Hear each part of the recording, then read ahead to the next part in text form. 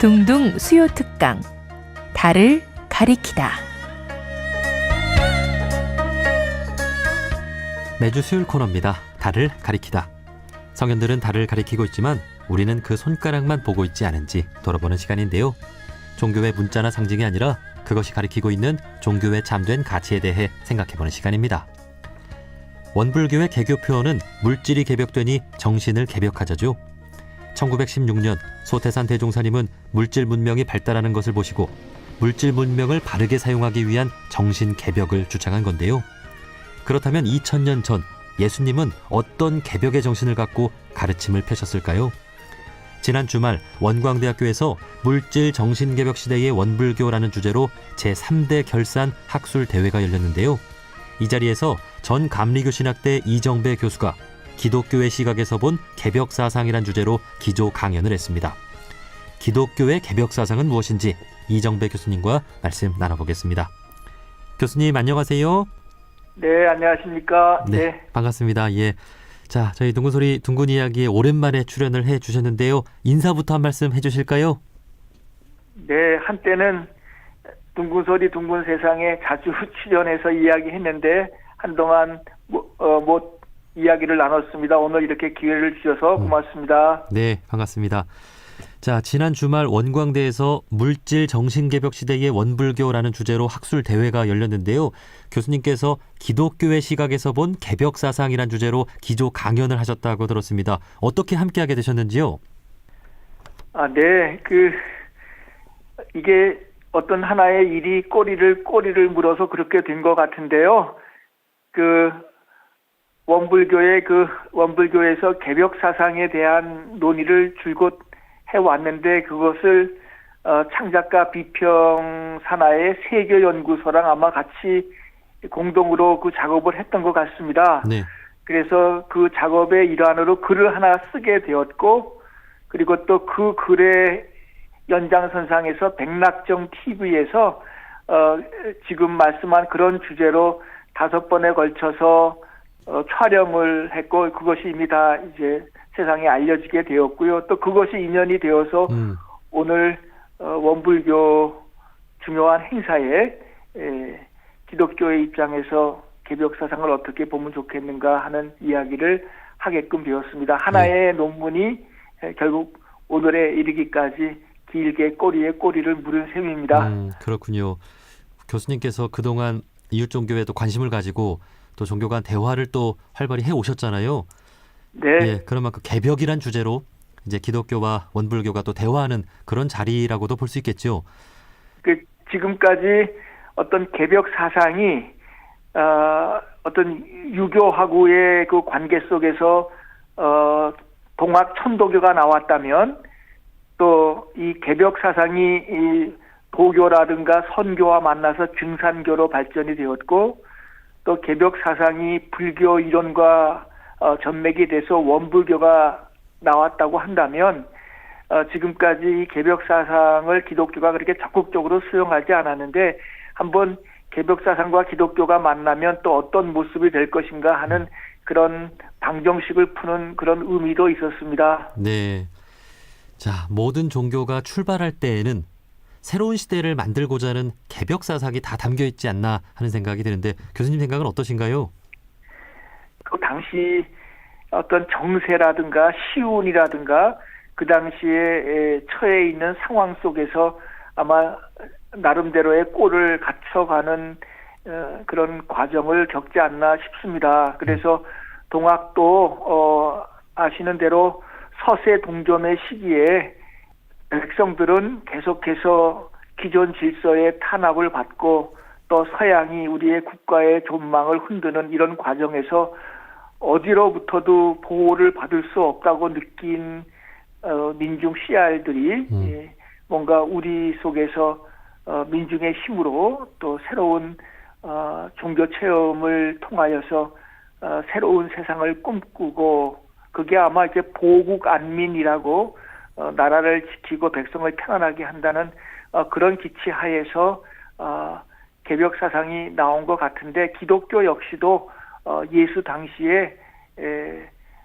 숱하게 이방 큰 민족들에게 억압을 당하고 식민지 생활을 하고 그리고 해방을 위한 독립전쟁을 하고 그러다가 수없는 사람들이 죽고 그런 가운데에 이렇게 싸움을 통해서는 아니 되고 뭔가 비폭력 평화적인 방식으로 새로운 하나님 나라를 대망하는 그런 운동들이 생겨나는 그런 맥락에서 기독교가 구약의 종교와 단절된 채 예수 운동이 생겨난 것처럼 이 개벽 사상도 전통적인 유교 가지고서는 더 이상 나라를 지킬 수도 없고 그리고 백성들의 안위를 보장받을 수도 없기 때문에 그렇다고 또 유교를 벗어날 수도 없고 새로운 그 정세적인 판단 속에서 일어난 종교 체험이 유교를 새롭게 하면서 뭔가 실천적이고 민중적인 유교로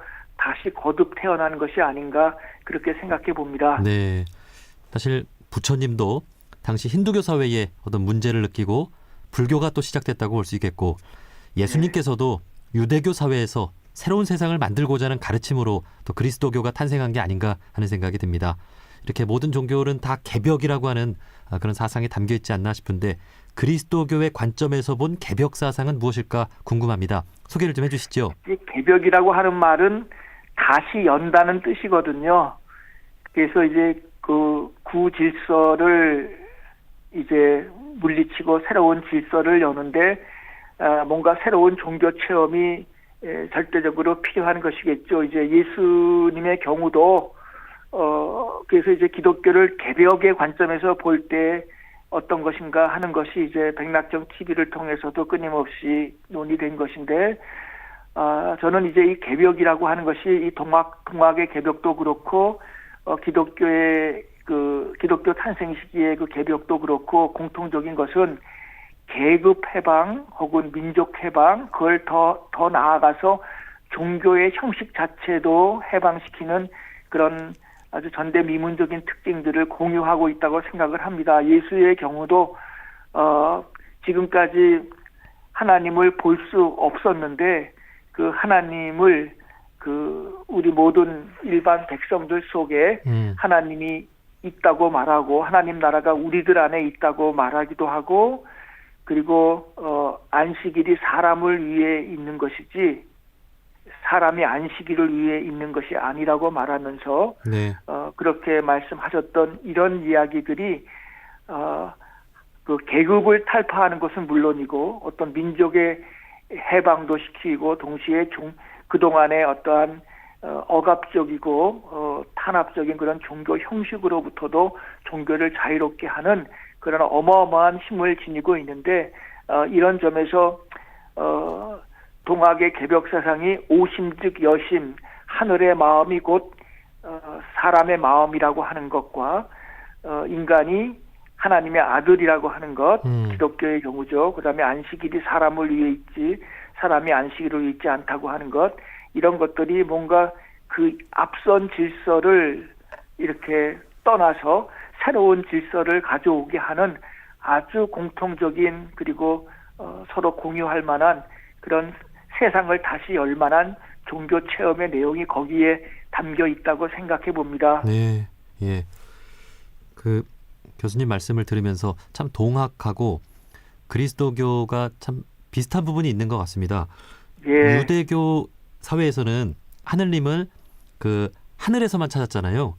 네. 그런데 이제 기독교에서는 예수님께서 사람을 이제 하나님의 모든 자녀로 보는 그런 네. 시각으로 바라봤다면 동학도 사람 안에 하늘님이 다 담겨 있다라고 하는 네, 그런 시각이 그렇습니다. 예 사람이 참 중요하다라고 하는 것을 이렇게 그리스도교나 동학이나 공통적으로 말하고 있는 것 같습니다. 2000년 전 기독교가 시작될 때의 시대적 상황 그리고 100년 전 우리 동학이나 원불교가 시작될 때의 시대적 상황은 분명히 다르지만 이렇게 통하는 부분이 분명히 있는 것 같아요. 네. 2000년 전에 이제 그 기독교 탄생 시기도 아까도 잠깐 언급이 됐는데 그동안 BC 586년 이래로 거의 500~600년 동안 유태 민족은 남의 민족의 억압을 받고 식민지였고 종교의 자유도 빼앗기고 그렇게 살던 오랜 시절을 겪지 않았습니까? 네. 그런 가운데에 나라를 해방시키겠다고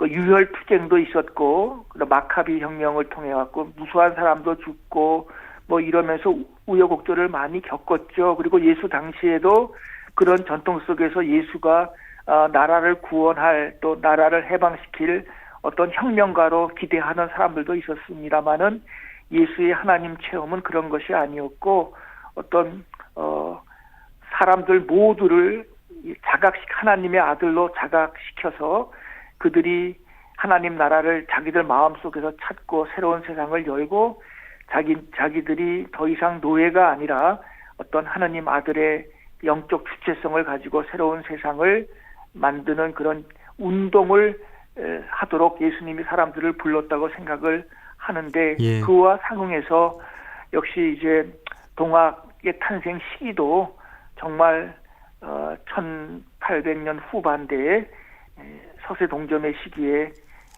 거듭 말씀드리지만 자신들을 지탱해 줄 만한 근거가 나라도 못 되고 전통적인 종교도 못 되고, 더군다나 서양의 세력들이 무력으로 침략을 하고, 이런 가운데에 정말 새로운 종교 체험을 가지고 어떻게 우리가 하늘의 아들인 자각을 갖고 우리가 곧 하늘이라고 하는 자각을 하면서 새로운 세상을 다시 열 수 있겠는가 하는 어떤 우리의 사유의 변혁, 그렇다고 무조건 폭력적으로 맞서는 것이 아니라 처음에는 그런 기미도 있었지만은, 그러나 동학 천도교가 발전해 가는 과정에서 굉장히 우리의 사유를 바꾸고 생활 태도를 바꾸고 우리의 일상이 곧 초월이라고 하는 자각 속에서 삶을 새롭게 열었던 그런 모든 과정들이 굉장히 흡사합니다. 그런데 기독교는 역사가 오래됐기 때문에 그때의 예수 운동이,